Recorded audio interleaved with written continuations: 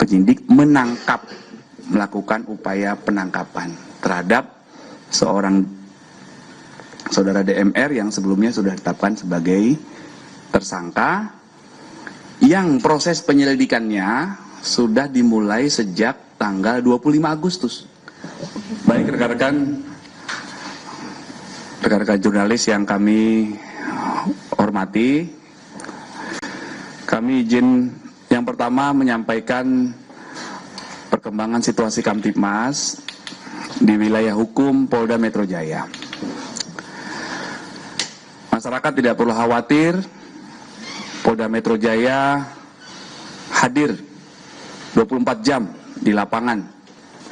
Kami berkomitmen dan Bapak Kapolda Metro Jaya senantiasa mengingatkan seluruh jajaran untuk terus melakukan upaya-upaya kepolisian untuk menjaga Jakarta dan sekitarnya di wilayah hukum Polda Metro Jaya.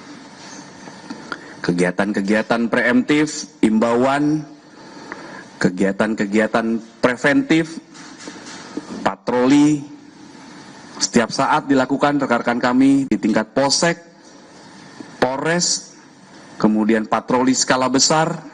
Rekan-rekan juga sudah ikut hadir, menyaksikan, dan kegiatan patroli dan pengelolaan Kamtibmas ini sekali lagi juga atas dukungan dari semua pihak. Sekali lagi kami mengaturkan terima kasih atas dukungan semua pihak, seluruh stakeholders, potensi-potensi masyarakat, para tokoh, rekan-rekan kami dari TNI yang terus bersama-sama di lapangan menciptakan situasi Kamtibmas. Kemudian rekan-rekan, kami ingin menjawab pertanyaan dari rekan-rekan bahwa apakah benar ada penangkapan ya terhadap seseorang. Jadi benar, Polda Metro Jaya dalam hal ini penyidik dari Direktorat Reskrim Polda Metro Jaya telah melakukan penangkapan terhadap saudara DMR atas dugaan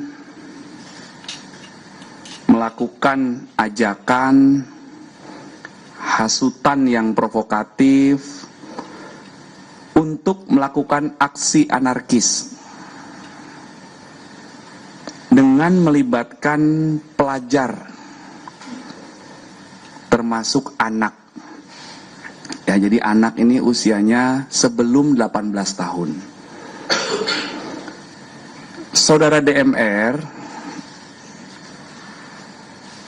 diduga melakukan tindak pidana menghasut untuk melakukan pidana dan atau menyebarkan informasi elektronik yang diketahuinya membuat pemberitahuan bohong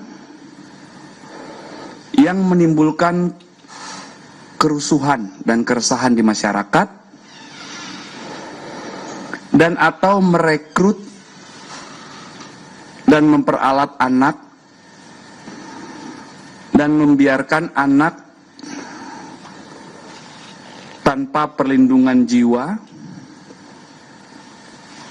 sebagaimana dimaksud dalam pasal 160 KUHP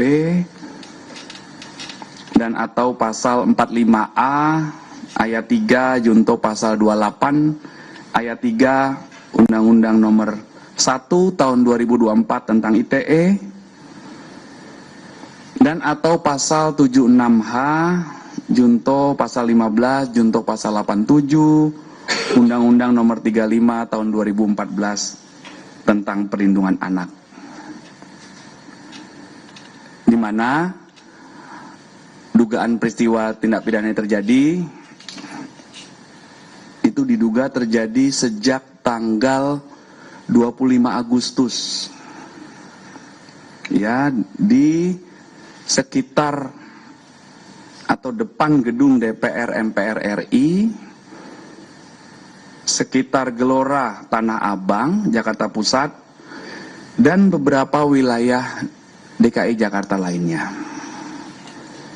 Nah, jadi proses pendalaman, proses penyelidikan, proses pengumpulan fakta-fakta, proses pengumpulan bukti-bukti itu sudah dilakukan oleh tim gabungan dari penyelidik Polda Metro Jaya. Itu sudah mulai dilakukan sejak tanggal 25. Ya, jadi mohon waktu, itu update-nya rekan-rekan. Saat ini penyidik, ya, karena kegiatan yang dilakukan adalah atau upayanya adalah penangkapan, maka penyidik saat ini masih terus melakukan pendalaman terhadap peristiwa ini. Ya, jadi sementara itu update-nya rekan-rekan. Nanti apabila ada update lebih lanjut akan kami sampaikan kemudian, ya. Iya.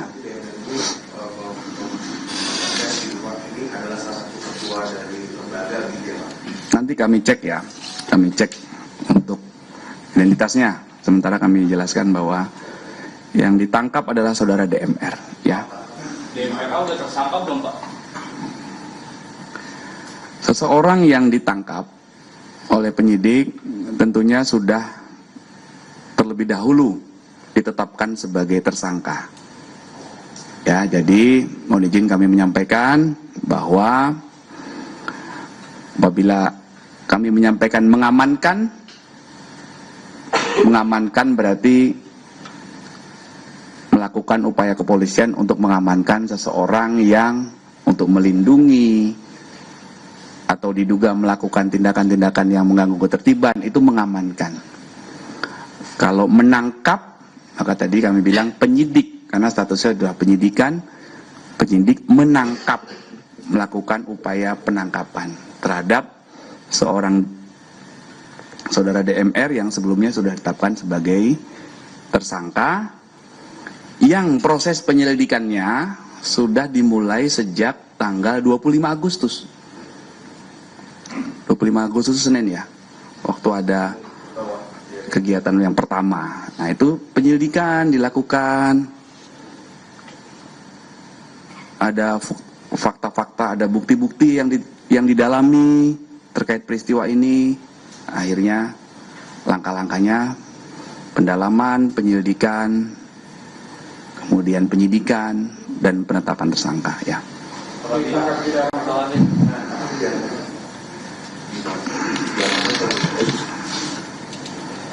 Nanti kami update, ya, izin rekan-rekan, ya. Oke, sementara ini awal dulu, ya, untuk awalan rekan-rekan, ya. Ya. Tadi kan diberitahukan bahwa juga menyebarkan informasi elektronik dan membuat pemberitaan bohong. Iya. Ini apa yang disebarkan? Ya, nanti ini masih didalami, ya. Jadi ini umum dulu, rekan-rekan. Nanti perkembangan pada kesempatan pertama akan kami sampaikan. Ini penyidik masih terus melakukan pendalaman. Ya, jadi penyidikan itu harus dilakukan secara hati-hati, secara proporsional, secara prosedural, secara profesional, dan ada SOP. Jadi ada saksi satu dengan saksi lain, ada tersangka satu dengan tersangka lain, kemudian barang bukti, TKP, itu masih diuji, masih dilakukan pendalaman, ya. Untuk detail peristiwanya, perannya, nanti kami update lagi, ya, izin, ya. Ya, mohon waktu, ya, nanti kami pastikan untuk update selanjutnya, ya. Jadi saat ini sebatas itu dulu, ya. Oke.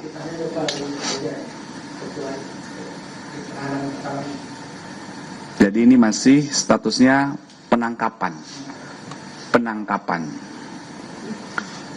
ya. Oke. Kalau pihak lainnya kan menyebut katanya penangkapannya ini tidak ada surat perintah penangkapan, itu gimana Pak tadi kalau dari Polda? Ya, upaya yang dilakukan oleh penyidik itu senantiasa tunduk dan patuh pada SOP dan peraturan perundang-undangan yang berlaku, ya. Disebutkan juga kalau yang bersangkutan itu mengajak anak untuk Artinya dari 629 yang sudah ditangkap, pelajar yang sudah ditangkap oleh Polda Metro, ada yang menyampaikan hal itu sehingga pada saat proses penyidikan sampai akhirnya sekarang sudah ditetapkan tersangka yang bersangkutan salah satunya berdasarkan keterangan daripada yang sudah ditangkap. Seseorang yang telah ditetapkan sebagai tersangka, kemudian dilakukan upaya penangkapan, ya antara lain, itu tentunya berawal dari adanya bukti yang cukup. Bukti yang cukup itu terdiri dari beberapa alat bukti dan beberapa barang bukti. Jadi tentunya fakta-fakta itu dikumpulkan berdasarkan keterangan dari saksi, ya, kemudian barang bukti yang ditemukan, kemudian keterangan dari berbagai pihak yang membuat peristiwa itu menjadi terang